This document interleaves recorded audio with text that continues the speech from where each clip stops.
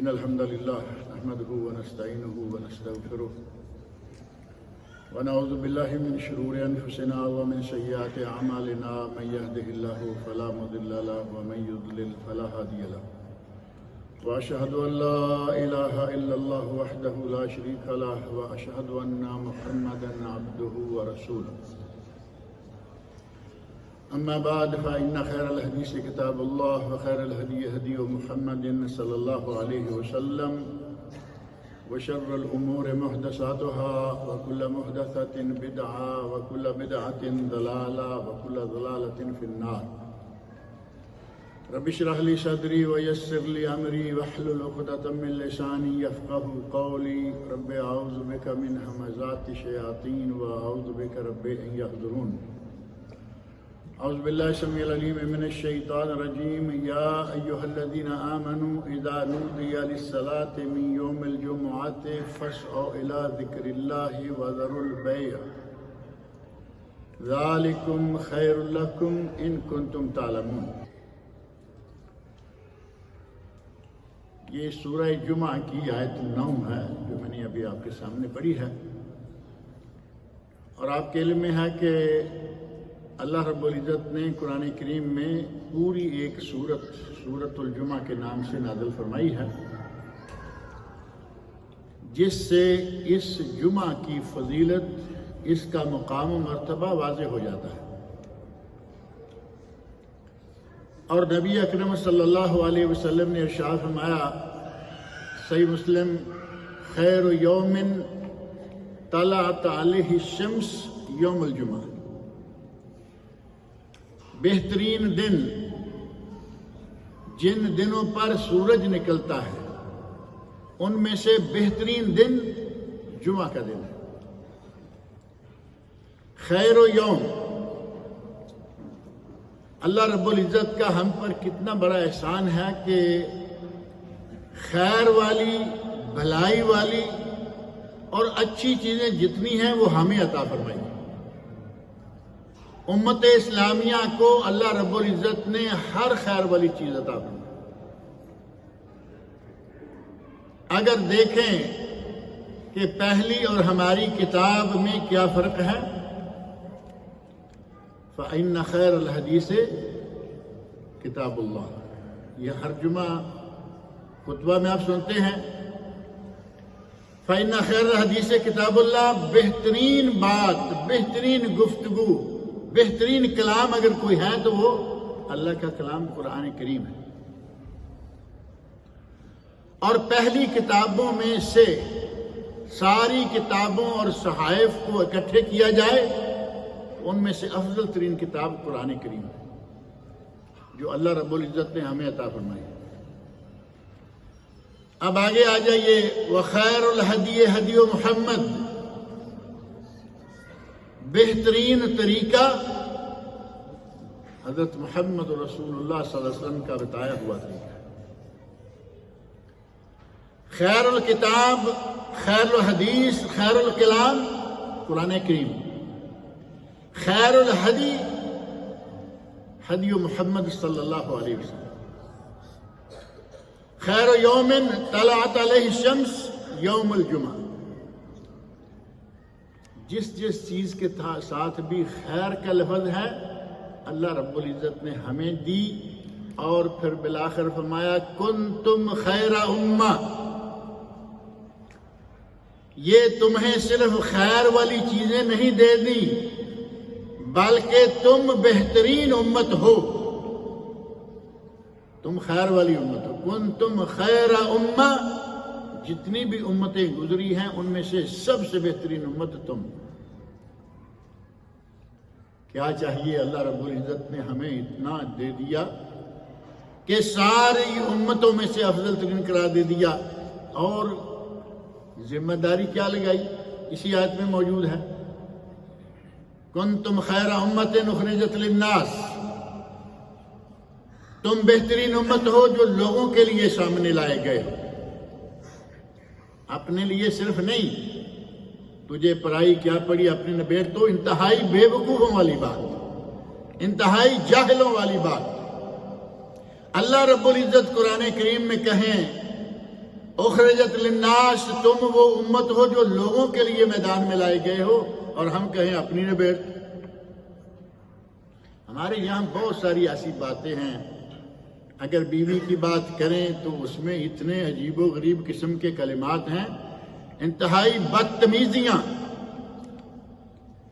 اللہ کے نبی ارشاد فرمائیں الدنیا کلھا متاع، یہ دنیا مال و متاع ہے، وخیر متاع الدنیا المرأۃ الصالحہ، اور بہترین متاع دنیا، ساری دنیا کی دولتوں میں سے قیمتی ترین دولت نیک بیوی ہے۔ اور ہمارے یہاں کہتے ہیں بیوی پاؤں کا جوتا ہے، نعوذ باللہ۔ ان باتوں کو میں کہہ رہا ہوں کہ ہمارے یہاں کچھ بڑی بڑی بدتمیزیاں قرآن کریم کے بارے میں، نبی اکرم صلی اللہ علیہ وسلم کے ارشادات کے بارے میں، اب ان کو کیا کہیں؟ اگر کوئی کافر گستاخی قرآن کی بات کرے ہم ہڑتالیں کر دیتے ہیں، اور مسلمان یہ کرتے ہی رہتے ہیں۔ کہیں گستاخ رسول ہیں، کہیں گستاخ قرآن ہیں، مسلمانوں میں بے شمار ہیں، لیکن پوچھتا کوئی نہیں۔ کافر کی باری آئی تو مٹ جاتا۔ یہ بھی الحمدللہ نعمت ہے، غنیمت ہے، ورنہ یہ شاید اس پر بھی نہ اٹھے۔ اللہ رب العزت نے جن چیزوں کو ہمارے لیے خیر قرار دیا وہ خیر ہیں، اور ہمیں خیر قرار دیا کہ تم لوگوں کے لیے برپا کیے گئے، تم میدان میں خاص اپنے لیے نہیں، لوگوں کے لیے لائے گئے ہو۔ لوگوں کے لیے معنی کیا ہے؟ لوگوں کے لیے لائے جانے کا معنی یہ ہے کہ تمہارے سامنے کوئی برائی کرے اس کو روکو، لوگوں کو نیکی کا حکم دو۔ اور آگے اللہ رب العزت نے خود فرما دیا تامرون بالمعروف تامرون بالمعروف وتنہون عن المنکر، تم بہترین امت ہو، لوگوں کے لیے سامنے لائے گئے ہو، لوگوں کو تم نیکی کا حکم دیتے ہو۔ تامرون بالمعروف وتنہون عن المنکر، اور برائیوں سے لوگوں کو روکتے ہو۔ وتؤمنون باللہ، اور اللہ کی ذات پر تمہارا ایمان۔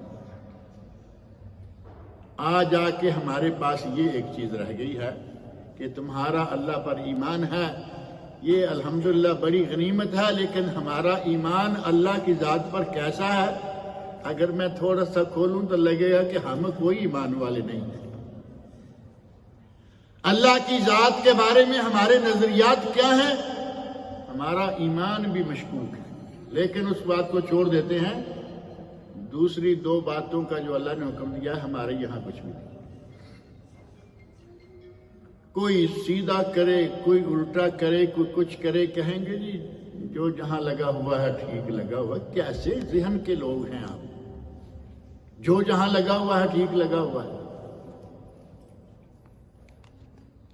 نبی اکرم صلی اللہ علیہ وسلم نے اس بات کو بڑے بہترین انداز سے سمجھایا ہے، جو جہاں لگا ہوا ہے۔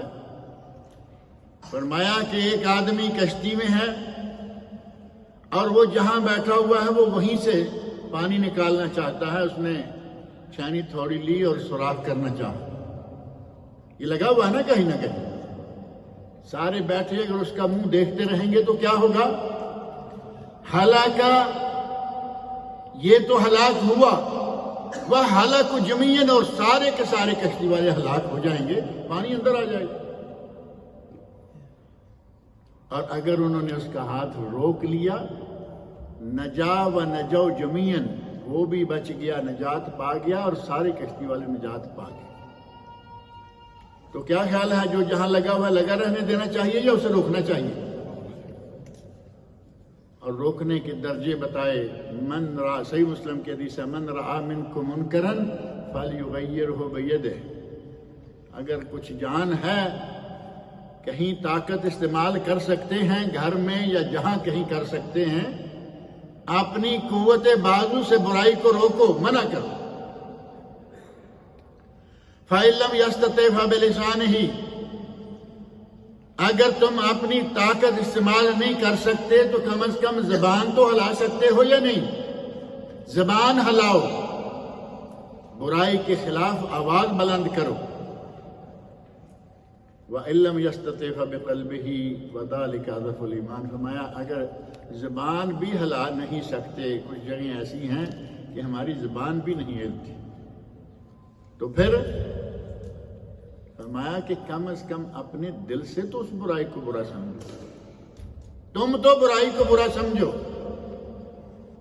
اور یہ ایمان کا کم ترین درجہ ہے، سب سے چھوٹا درجہ۔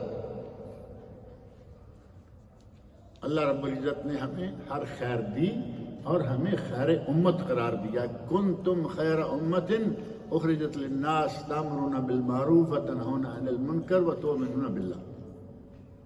ذمہ داری چھوٹی سی ہے لیکن ہم پوری نہیں کرتے، کہیں گے جی یہ یا تو میرا خیال ہے مولویوں کا کام ہے پہلے نمبر پر، دعوت و ارشاد کا کام مولویوں کا کام ہے، اور یا پھر کسی کے سر پڑ جائے تو پھر وہ کہے گا نہیں یہ جائز نہیں ہے، یہ کیونکہ اب اس کے سر پر پڑی ہوئی ہے۔ یہاں گورنمنٹ نے، آپ کے علم میں ہے، سعودی گورنمنٹ میں باقاعدہ ایک پورا ادارہ قائم کیا ہے جس کا کام ہی امر بالمعروف ہے، اور اس کا نام ہی ہیئت امر بالمعروف و نہی عن المنکر ہے۔ ہمارے یہاں یہ نظریہ، ہماری حکومتوں کے یہاں کیا ہوگا، ہمارے یہاں ذاتی طور پر یہ بات نہیں ہے تو حکومتیں کیا کریں؟ یہ کام ہر مسلمان کا، ہر ذمہ داری، یہ ذمہ داری ہر مسلمان کی ہے کہ اگر اسے قرآن کریم کی ایک آیت بھی صحیح آتی ہے، صحیح آتی ہو، اب یہ ذہن میں رکھیں، آج کل کچھ بردر ایسے اٹھے ہیں کہ وہ فتویٰ جھاڑے چلے جا رہے ہیں، دیے چلے جا رہے ہیں، لیکن انہیں فتویٰ دینے کا کوئی حق نہیں ہے کیونکہ ان کے پاس اتنی صلاحیت نہیں۔ لیکن اب سٹیج پہ کھڑا آدمی، ڈائس پہ کھڑا ہے، ٹائی لگائی ہوئی ہے، ٹوپی بھی پہنی ہوئی ہے، پینٹ شرٹ 3 پیس پہنا ہوا ہے، اور اگر کوئی سوال کر دے تو اب یہ شرم آتی ہے کہ میں جواب دیے بغیر جاؤں، فوراً جواب جو کچھ نہ کچھ کر کے دے دیں گے۔ یہ لوگ خود بھی گمراہ ہیں اور دوسروں کو گمراہ کر رہے ہیں۔ آپ کو جتنا قرآن و سنت سے صحیح علم معلوم ہے وہ آگے پہنچائیے، اور بس اپنی طرف سے جوڑ توڑ کر کے سوالوں کے جواب دینا۔ امام مالک رحمۃ اللہ علیہ کے پاس ایک آدمی بڑی دور سے چل کے آ گیا، کہا میرے لوگوں نے مجھے بھیجا ہے کہ امام صاحب سے کوئی سوال پوچھ کے، اور فرمایا پوچھو۔ ایک سوال پوچھا تو کہا لا عالم، میں نہیں جانتا، جواب مجھے معلوم نہیں۔ کہا امام صاحب، بھائی نہیں معلوم۔ دوسرا سوال پوچھا، کہا لا عالم۔ تیسرا سوال پوچھا، اللہ عالم، مجھے معلوم نہیں۔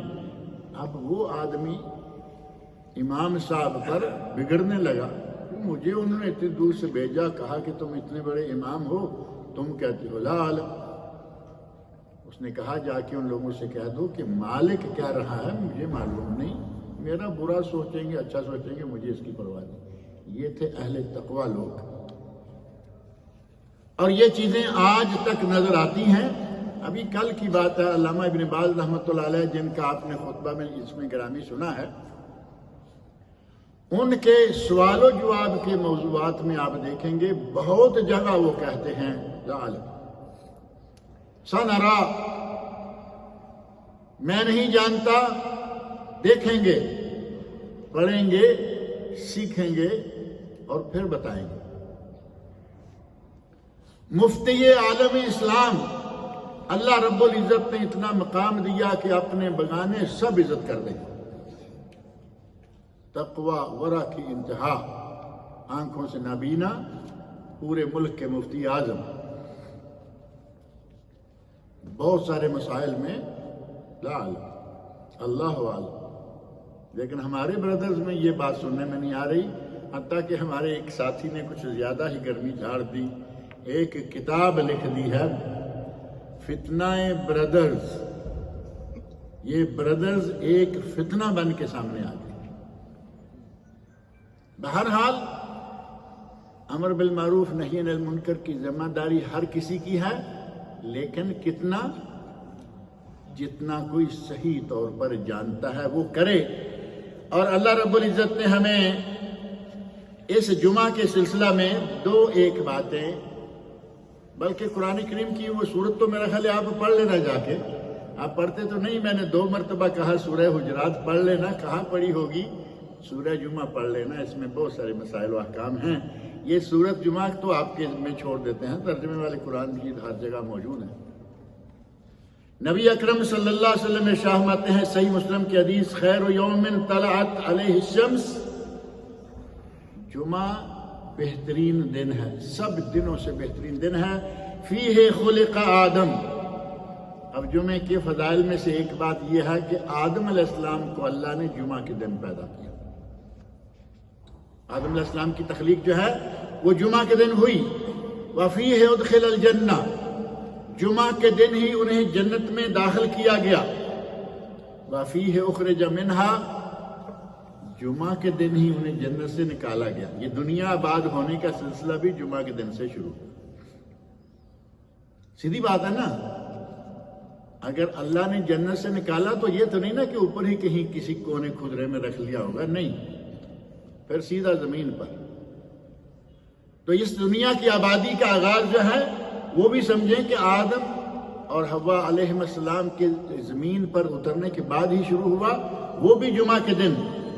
وَلَا تَقُومُ السَّاعَةُ إِلَّا فِيهِ، اور قیامت کا دن آئے گا تو وہ بھی جمعہ کے دن ہی ہوگا۔ یہ صحیح مسلم کے الفاظ ہیں، جبکہ موطا امام مالک اور سنن ابو داود میں، اسی طرح بعض دیگر حدیث کی کتابوں میں یہ بات بھی موجود ہے، وَفِيهِ تِيبَ عَلَيْهِ، آدم علیہ السلام سے غلطی ہوئی، وہ دانا کھا لیا، توبہ کرتے رہے، جمعہ کے دن ہی ان کی توبہ بھی قبول ہوئی۔ وَفِيهِ تِيبَ عَلَيْهِ وَفِيهِ مات، اور آدم علیہ السلام کی وفات بھی جمعہ کے دن ہوئی۔ کتنے بڑے بڑے واقعات ہیں جو اس جمعہ کے دن سے تعلق رکھتے ہیں۔ اور فرمایا وَمَا مِن دَابَّةٍ إِلَّا وَهِيَ مُصِيحَةٌ يَوْمَ الْجُمْعَةِ مِنْ حِينَ يُصْبِحُ حَتَّى يَطْلُعُ الشَّمْسُ شَفَقًا مِنَ السَّاعَةِ إِلَّا الْجِنُّ وَالْإِنسُ۔ جمعہ کا دن شروع ہوتا ہے کب سے؟ جب جمعرات کو مغرب کا سورج طلوع ہوتا ہے۔ ہمارے یہاں تو جمعہ کا دن شروع ہوا نا 11:30 کے قریب، جلدی جلدی اٹھے، وضو کیا، مسجد، اب تو ایک رکعت مل جانی چاہیے۔ فتوے بھی موجود ہیں کہ ایک رکعت مل جائے، اور یہ مسئلہ بھی ذہن میں رکھ لیں، اگر کسی کو ایک رکعت مل گئی، جمعہ مل گیا، یعنی جمعہ ادا ہو گیا، آگے میں بتاتا ہوں کیا ادا ہوا۔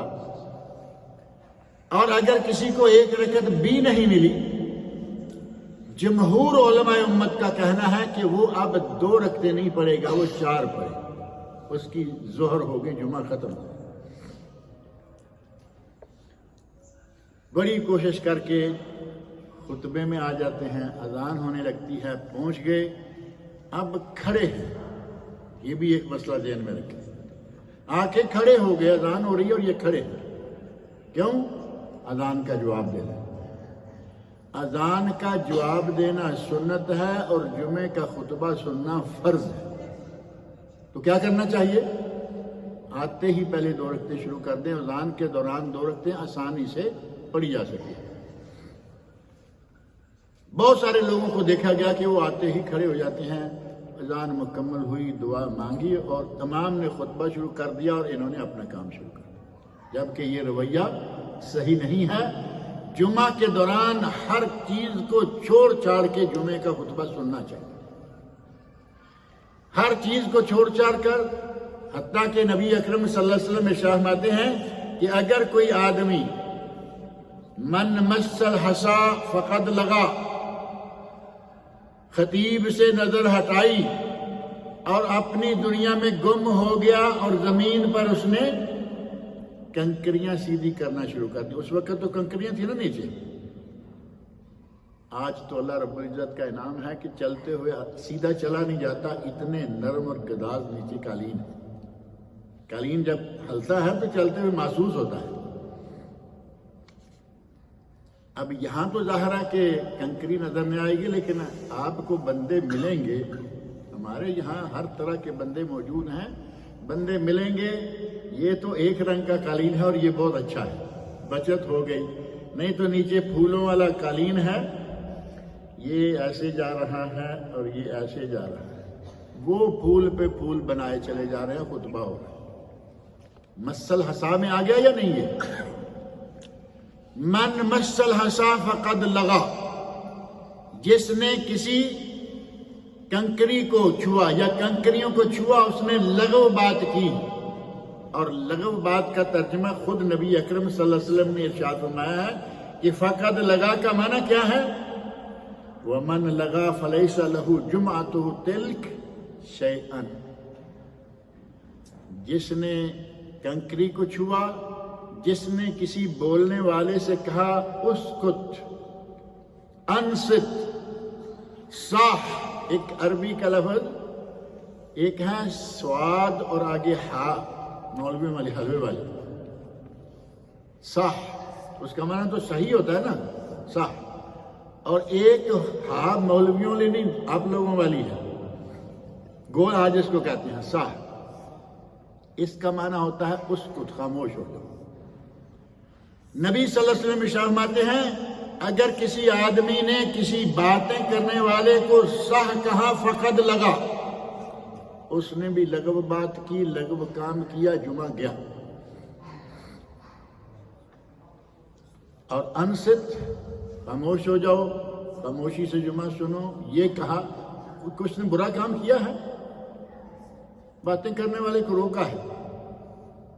اور خطبہ کے دوران یہاں تو الحمدللہ کافی بہتری ہے، آپ لوگ ماشاءاللہ بڑے سمجھدار ہیں۔ خطبہ کے دوران دیکھا گیا تھوڑے پیچھے لوگ ہیں، باتیں شروع ہیں، ہمیں کون سی سمجھ آ رہی ہے، وہ اپنی باتیں کر رہے ہیں۔ جمعہ کے دوران، خطبہ کے دوران آپ نے ایک لفظ کہنے والے کو کہا فقد لگا، اور یہ باتیں کر کوئی الیک سلیک کر رہا ہے، تھوڑا دور سے آئے ہوں گے، لیکن ابھی وقت باقی ہے، جمعہ ہوگا، نماز ہوگی، سارا وقت ملتے جائیے جس جس سے ملنا ہے، ایسا نہیں کریں، باتیں شروع کر دیں، نہ السلام علیک، نہ کیف الحال، کیا حال ہے، کیسے ہیں، یہ حتیٰ کہ خاموش صرف ایک لفظ ہے، صاف، انصت، اگر کوئی لفظ کہتا ہے فقط لگا، اس کا جمعہ تو اس سے ساقط ہو گیا کہ وہ مسجد میں آ گیا ہے، جمعہ تو ہو گیا، لیکن جمعے کی جتنی فضیلتیں، جتنا اجر و ثواب ہے، کچھ نہیں ملے گا۔ یہ نبی اکرم صلی اللہ علیہ وسلم کا شعر۔ اگر کہتے نا کسی شاعر نے یہ بات لکھی ہے تو کہہ سکتے تھے کہ بھائی پتہ نہیں شارحین کیا کیا کچھ لکھتے ہیں۔ نبی صلی اللہ علیہ وسلم ارشاد فرماتے ہیں فَلَيْسَ لَهُ مِن جُمَعَتِهِ تِلْكَ شَيْءٌ، اسے اس جمعے میں سے کچھ نہیں ملے گا، فرض ادا ہو گیا بس۔ لیکن اگر صحیح طور پر آئے، جمعہ پڑھے، تو جمعے کا مقام و مرتبہ کتنا ہے، اور جلدی آنے کا اجر و ثواب کتنا ہے۔ اذان کے دوران آ رہے ہیں، خطبے کے دوران آ رہے ہیں، یا جماعت کے دوران پہنچ رہے ہیں۔ حدیث معروف ہے نبی اکرم صلی اللہ علیہ وسلم کی، صحیح بخاری اور صحیح مسلم میں آپ ارشاد فرماتے ہیں کہ جو آدمی پہلی گھڑی میں آئے، جمعہ کے دن پہلی گھڑی میں آئے، مسجد میں پہنچے، اس کو ایک اونٹ قربانی دینے کا ثواب ملے گا۔ بعض لوگ بڑے حد سے زیادہ ہی خوش طبع ہوتے ہیں۔ ہمارے گاؤں میں بزرگ تھے بڑی عمر کے، وہ مولوی صاحب سے ذرا تھوڑے گرم سرد ہو جایا کرتے نا جب، تو کہتے کہ اس کے گھر میں تو اونٹوں کا باڑا لگا ہوگا، کیونکہ یہ تو ہر مرتبہ جمعے میں پہلے سب سے پہلے ہی آتا ہے۔ اس نے تو آنا ہے، مسجد کھولنی دیہات میں، مسجد کھولنی ہے، صفائی کرنی ہے، اذان دینی ہے، اس کے گھر میں تو اونٹوں کا باڑا لگا ہوا ہوگا۔ اور صحیح بات یہی ہے کہ جو آدمی اس بات کا اہتمام کرتا ہے، اس کا باڑا کیا، اس کی وادیاں بن جائیں گی۔ ہر جمعے ایک اونٹ کی قربانی، 50 جمعے ایک سال میں آئے، باڑا لگے گا یا نہیں؟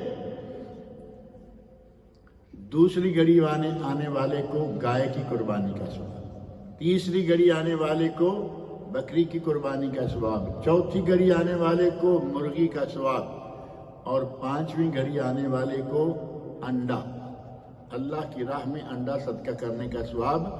اور جیسے ہی خطیب ممبر پر چڑھتا ہے تو فرشتے وہ کتاب لپیٹ لیتے ہیں، اب جو آئے ہو آتے رہو، جمعہ پڑھتے رہو، جاتے رہو، وہ کھاتا ختم ہو گیا۔ اب یہ گھڑی کیا ہے اور کتنی ہے؟ ظاہر کہ ہر گھڑی تو نہیں ہے نا۔ بعض علماء نے کہا کہ یہ گھڑی چونکہ نبی اکرم صلی اللہ علیہ وسلم نے طے کر کے نہیں بتایا کہ پہلی ساعت، دوسری ساعت، تیسری ساعت کون سی ہے، لہذا اس کو آپ جب سورج طلوع ہو جائے اس وقت سے لے کے زوال تک، ظہر کا وقت ہونے تک یہ گھڑی شمار کر لو کتنے گھنٹے بنتے ہیں۔ سردیوں میں تو میرا 5 گھنٹے بنتے ہیں، 5 گھنٹے بنتے ہیں، اور 5 ہی لوگوں کے لیے اونٹ، گائے، بکری، مرغی، انڈا۔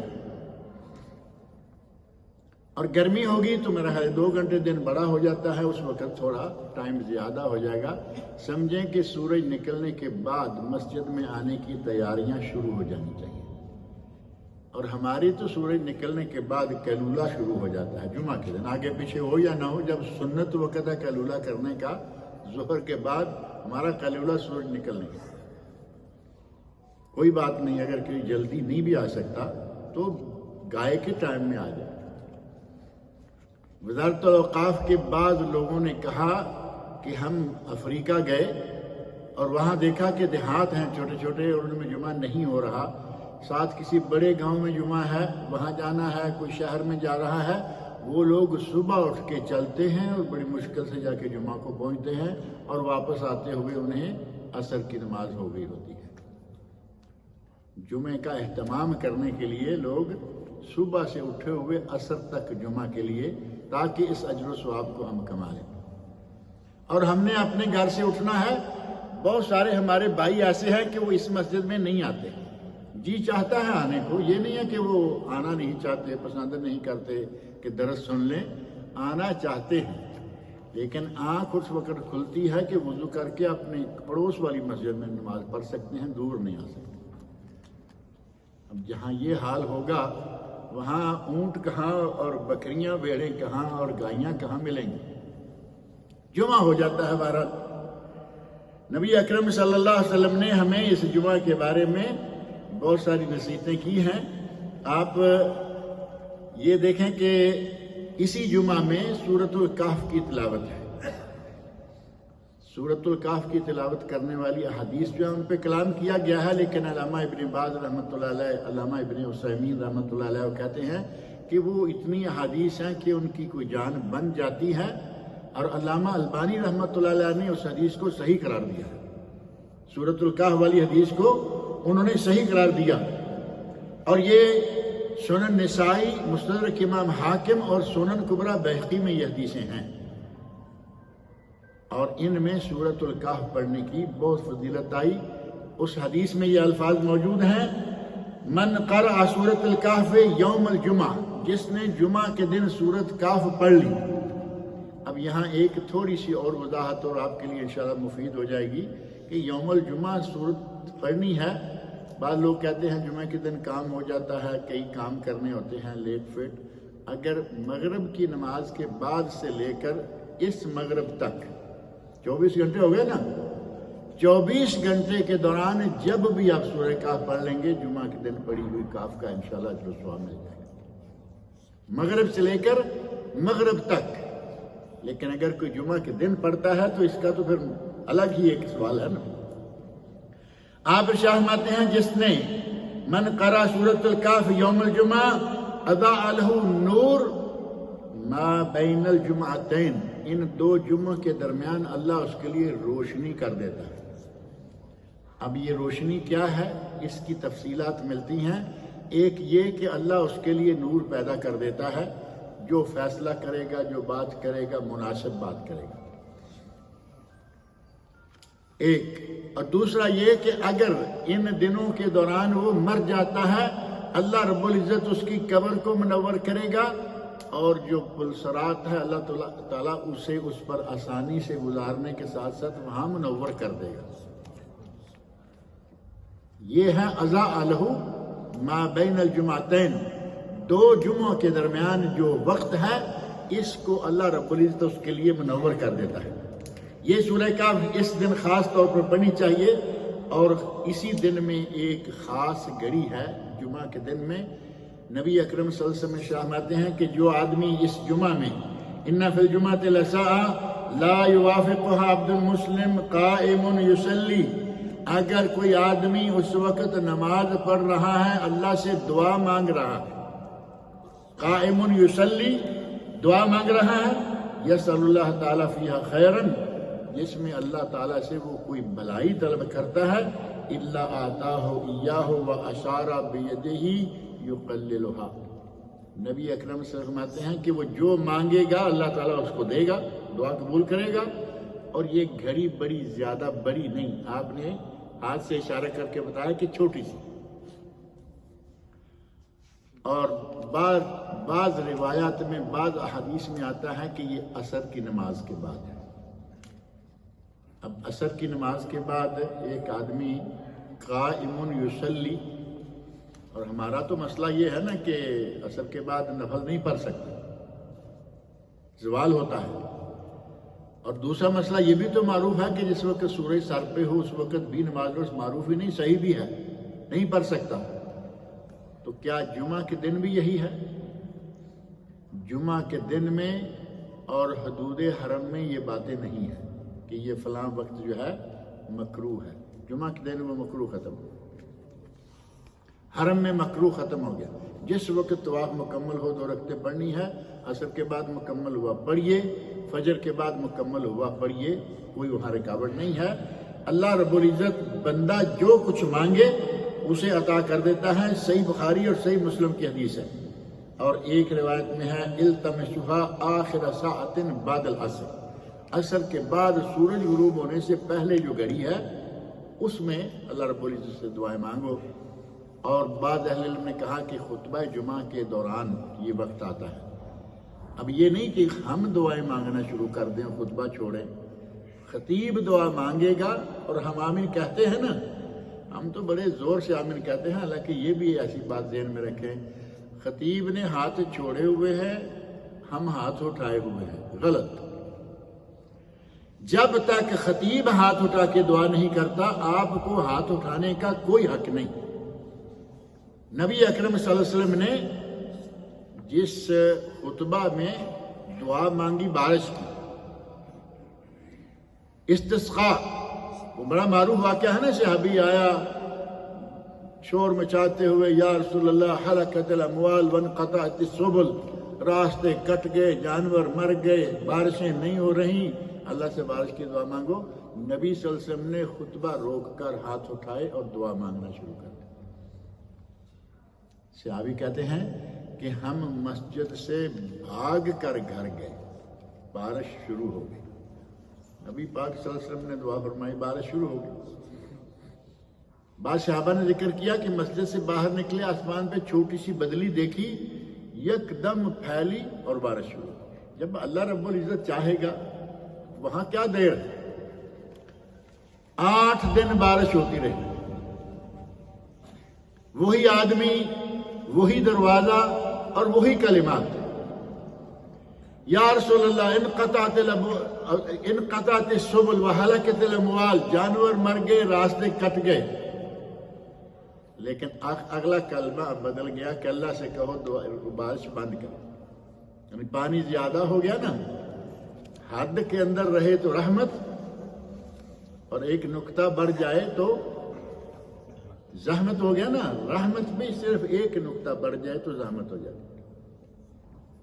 نبی اکرم صلی اللہ علیہ وسلم مسکرائے اور فرمایا کہ انسان کتنا کمزور ہے، ادھر دعائیں کروا رہا ہے، بارش ہو، اب شور مچا رہا ہے، بارش بند ہو، آپ نے دعا فرمائی اللہم حوالینا ولا علینا، اللہم علی الاودیۃ والاکام، اے اللہ ہم پر نہیں، ہمارے ادھر ادھر اور پہاڑوں کی چوٹیوں پر، پہاڑوں کی وادیوں میں مدینہ کو صاف کر دے۔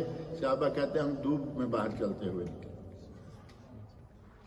اگر امام ہاتھ اٹھا کے دعا مانگی، آپ بھی ہاتھ اٹھا لیجئے۔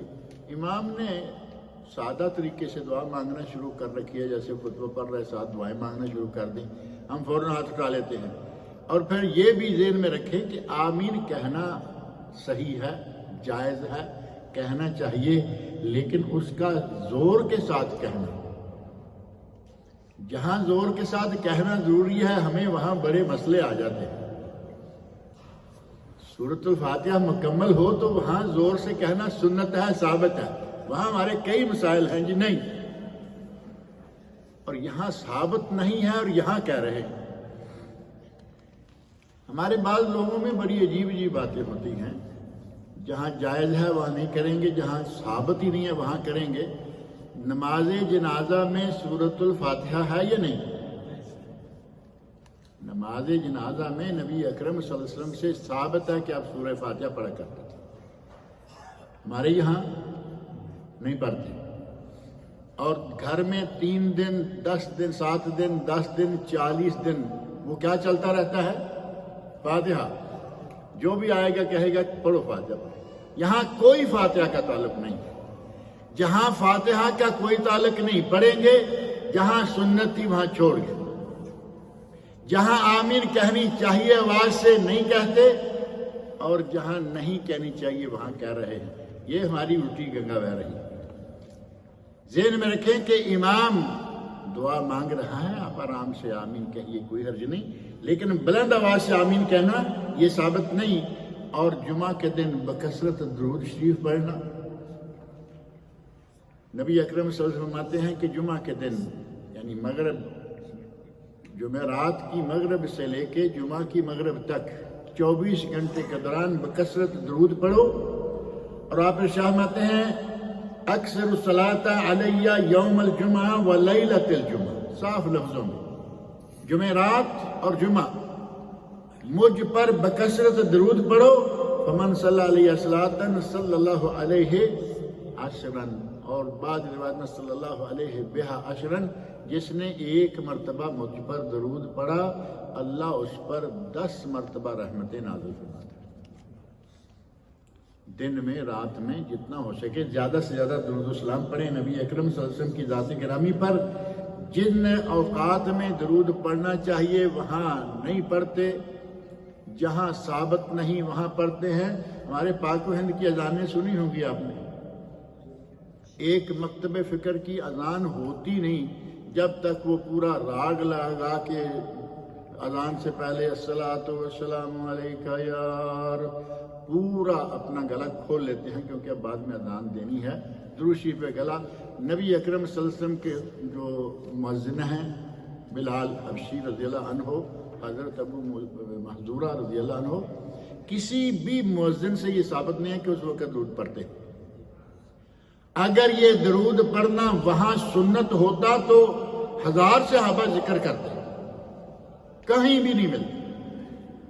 یعنی آپ دیکھیں جو چیزیں جہاں سنت ہے نہیں کرتے، جہاں ثابت نہیں وہاں ہم کرتے چلے جاتے ہیں۔ نبی اکرم صلی اللہ علیہ وسلم نے ارشاد فرمایا یہودیوں کو یوم السبت دیا گیا، انہوں نے کیا کیا؟ مچھلیاں پکڑنے والا واقعہ تفصیلی ہے، چھوڑ دیتے ہیں۔ عیسائیوں کو یوم الاحد دیا گیا، اتوار، سنڈے سروسز۔ عیسائیوں نے کیا کیا اور کیا کر رہے ہیں؟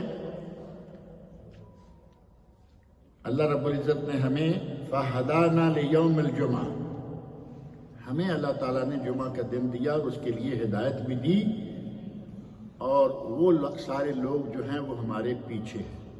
پہلے دن ان کو دیا گیا یہودیوں کو، پھر عیسائیوں کو، پھر ہمارا جمعہ۔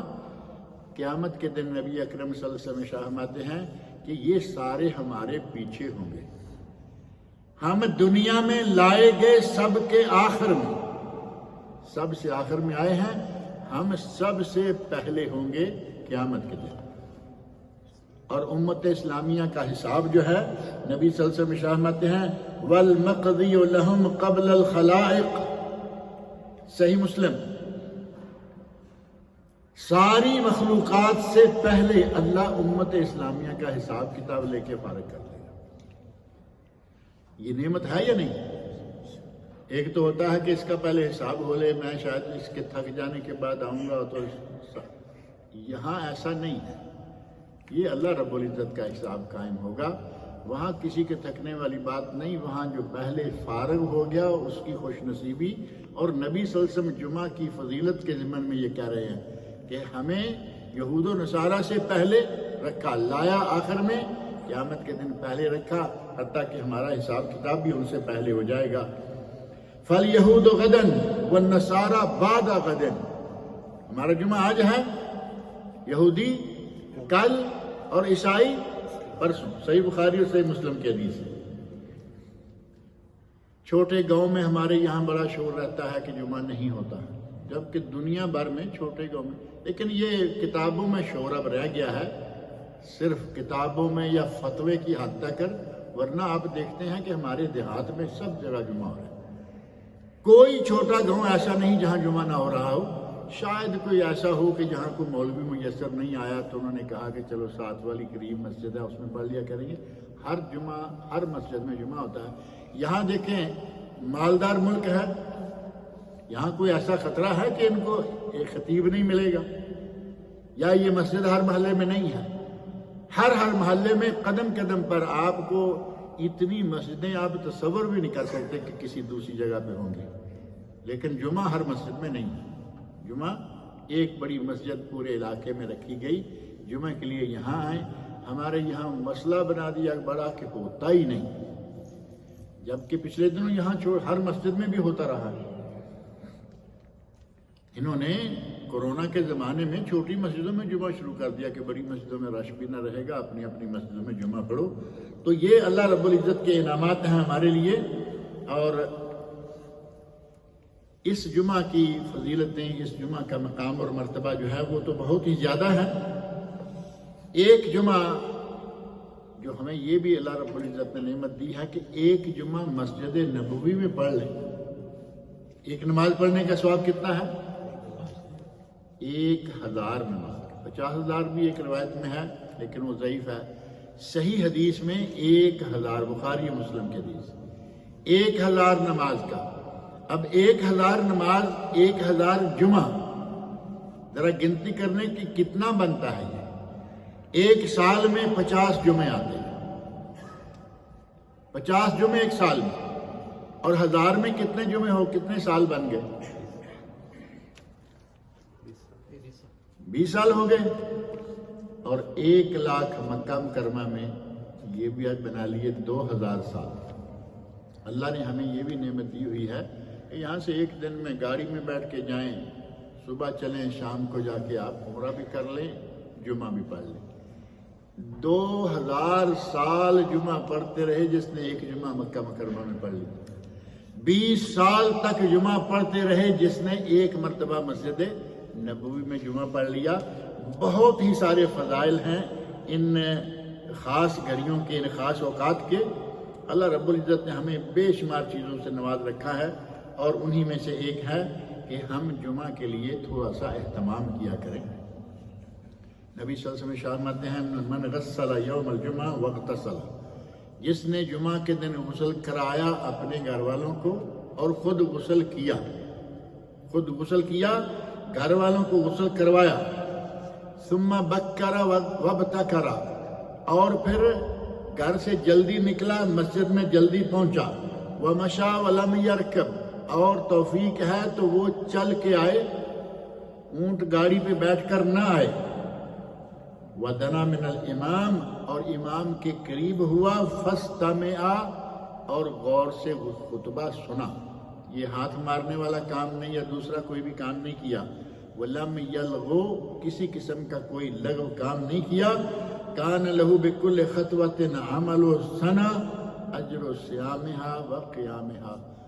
اگر کوئی آدمی ایسا کرتا ہے تو اس کا ایک ایک قدم گھر سے لے کے مسجد میں آنے تک ایک ایک سال کے دن کے روزے اور رات کے قیام تہجد کا ثواب ملے گا. آپ اندازہ کر لیں کہ جمعے میں اللہ رب العزت نے ہمارے لیے کتنی برکتیں لگی ہیں. ایک ایک قدم پر سال سال کا روزہ اور سال سال کا تہجد اللہ رب العزت ہمیں یہ عطا کرے گا. اور صحیح مسلم میں ایک حدیث ہے جس میں نبی اکرم صلی اللہ علیہ وسلم نے بڑی وعید کی ہے. کچھ لوگ سوئے رہ جاتے ہیں جمعہ میں، سوئے رہ گئے، اٹھے تو کہا کہ جمعہ نکل گیا، آپ ظہر پڑھ لیتے ہیں۔ یہ اختیاری نہیں ہے کہ جب تک چاہیں آپ ظہر پڑھتے رہیں۔ آپ ارشاد فرماتے ہیں صحیح مسلم، لَيَنْتَهَيَنَّ أَقْوَامٌ عَنْ وَدْعِهِمُ الْجُمُعَاتِ، لوگ جمعہ چھوڑنے سے بچ جائیں، جمعہ چھوڑنے سے بعد آ جائیں، أَوْ لَيَخْتِمَنَّ اللَّهُ عَلَىٰ قُلُوبِهِمْ، ورنہ اللہ ان کے دلوں پر مہرے لگا دے گا، ثُمَّ لَيَكُونَنَّ مِنَ الْغَافِلِينَ، اور پھر یہ غافلوں میں شمار، یہ پھر غافلوں میں شمار ہو جائیں گے، یعنی اہل تقوی، اہل دل، اللہ کا ذکر کرنے والے لوگوں میں ان کا شمار نہیں رہے گا۔ اور حضرت ابو قتادہ رضی اللہ عنہ جو نبی اکرم صلی اللہ علیہ وسلم کے بڑے معروف صحابی ہیں، وہ کہتے ہیں من ترک الجمعہ 3 مرات تہاونا، جس نے 3 جمعے مسلسل 3 جمعے چھوڑ دیے تہاونا، لاپرواہی سے، سوئے رہ گئے تو لائبریری میں، رات ہم جاگتے رہے ہیں، جاگ نہیں۔ آپ کو جمعے کے لیے اہتمام کرنا ہے، رات تھوڑا زیادہ جاگے ہیں تو پھر اپنا فجر کا اور جمعے کا کوئی الارم وغیرہ لگا کے رکھو۔ ہمارے جمعہ جب جاتا ہے تو آپ سمجھ سکتے ہیں کہ فجر بھی تو گئی ہوگی، لیٹ سوئے تھے رات، لیٹ سوئے فجر گئی، لیٹ سوئے آگے جمعہ بھی جا رہا ہے۔ اگر 3 جمعے مسلسل کسی کے چلے جائیں تاب اللہ علی قلبہ ہی، تو اللہ اس کے دل پر مہر لگا دیتا ہے۔ خاتم اللہ علی قلوبہم کن کے بارے میں کہا ہے قرآن مجید کا بالکل شروع، الف لام میم ذالک الکتاب خاتم اللہ علی قلوبہم، اللہ نے ان کے دلوں پر مہر لگا دی ہے، گویا کہ اللہ اسے ہدایت سے دور کر دیتا ہے۔ اللہ رب العزت ہمیں جمعہ کی قدر کرنے اور صحیح وقت پر اٹھنے، صحیح وقت پر آ کر جمعہ کو ادا کرنے کی توفیق عطا فرمائے۔ اللہ رب العزت مجھے اور آپ سب لوگوں کو نیک عمل کی توفیق سے نوازے۔